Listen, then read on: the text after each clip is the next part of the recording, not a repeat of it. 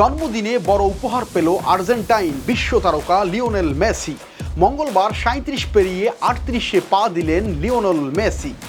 আর জন্মদিনেই club বিশ্বকাপের শেষ ১৬তে পৌঁছে গেল তার দল ইন্টার মায়ামি। শুরুতেই এগিয়ে থেকেও ২-২ গোলে ড্র করেছে মায়ামি। ফলে শেষ ১৬তে মেসি ও তার দল ইন্টার মায়ামির জন্য অপেক্ষা করছে কঠিন চ্যালেঞ্জ। শেষ ১৬-এ চ্যাম্পিয়ন্স লিগ জয়ী পিএসজির মুখোমুখি হবে তারা। প্রাক্তন ক্লাবের বিরুদ্ধে নামবেন মেসি।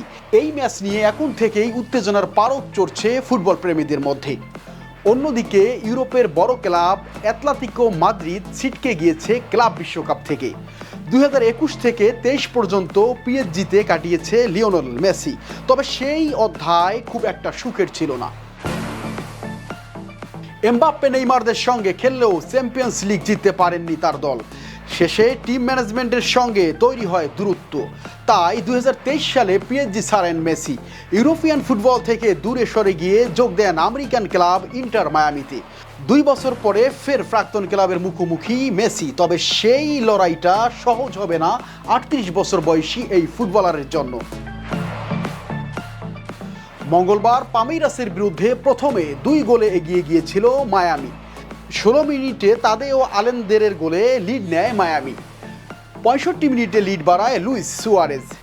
তবে শেষ ১০ মিনিটে একটা স্কেলে কামব্যাক করে পামিরাস।